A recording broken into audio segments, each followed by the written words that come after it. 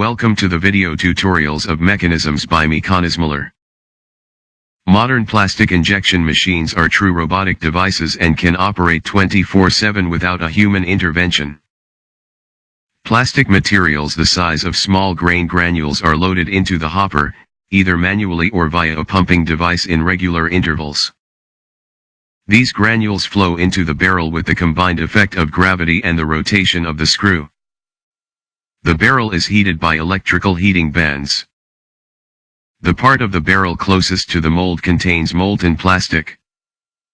When the mold is closed, the screw begins to rotate with the hydraulic motor seen here. This forces the molten plastic into the mold and at the same time pushes newly entered granules from the hopper toward the heating bands. At the completion of the rotation process, the screw is pushed forward with a hydraulic piston to compress the material inside the mold. The cooling water, shown here in blue, causes the plastic to harden. When the mold opens, the plastic parts usually stake to fixed plate of the mold due to sprue. This is not a desirable effect and the mold designer must take this into consideration and make sure the part stays with the moving plate. In the video, the middle pin, here, has a groove at the tip. This groove is to help pull the part away from the fixed plate.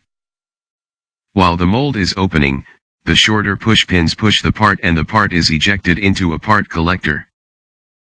The outer pins are used to make sure that the pin plates move properly. When the mold is opening, the injection unit is pulled to the non-operating position by the hydraulic piston shown here.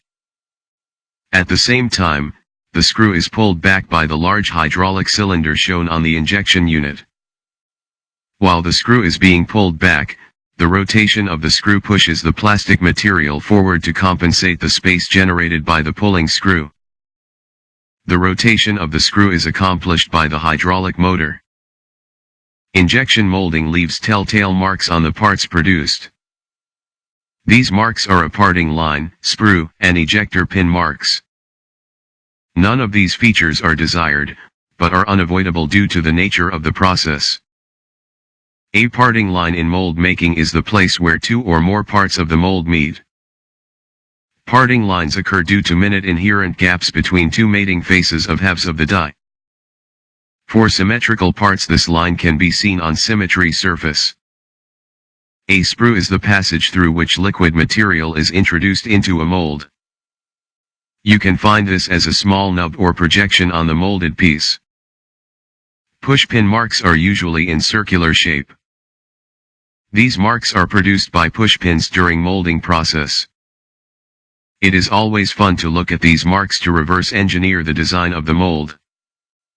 Next time when you hold plastic parts in your hand, try to find these three important marks on the part. Thank you for visiting Moulding channel and watching our videos. If you enjoyed this video, please give it a thumb up and subscribe to our channel.